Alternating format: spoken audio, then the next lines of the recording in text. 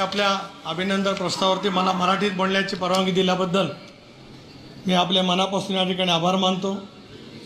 राष्ट्रवादी काँग्रेस पक्ष ओरिजिनल या पक्षाचे अध्यक्ष अजितदादा पवार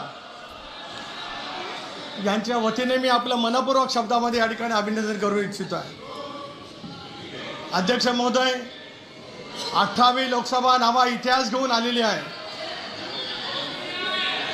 डॉक्टर बाबासाहेब आंबेडकरांनी संविधान दिल्याच्या नंतर 1962 सालामध्ये देशाचे पंतप्रधान जवाहरलालजी नेहरू हे तिसऱ्यांदा पंतप्रधान झाले होते। आज आम्हाला या गोष्टीचा अभिमान आणि गर्व आहे की 62 वर्षाच्या प्रदीर्घ कालावधीच्या नंतर देशातल्या 140 कोटी जनतेने नरेंद्र मोदी साहेबांना तिसऱ्यांदा पंतप्रधानामध्ये आरूढ केलं, याचा अभिमान आम्हाला सर्वांनाच त्या ठिकाणी आहे।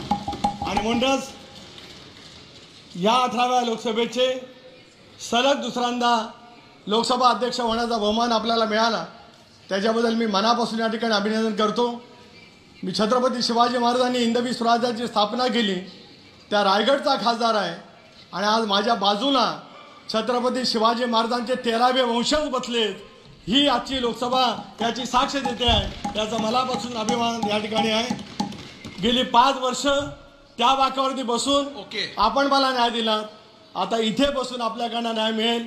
शून्य काल आणि इतर वेगवेगळे प्रश्न सोडण्याची बांधिलकी आज मोदी साहेबांच्या नेतृत्वाखाली त्या ठिकाणी होत असतानाच आम्हाला सुद्धा आणि महाराष्ट्राला आमचा वेगळा आवाज उठवण्याची संधी आपल्या मार्फत मिळेल अशी अपेक्षा व्यक्त करतो आणि मराठी भाषेला अभिजात भाषेचा दर्जा आपल्या अध्यक्षतेखाली आम्हाला मिळावा अशी अपेक्षा करून थांबतो। धन्यवाद।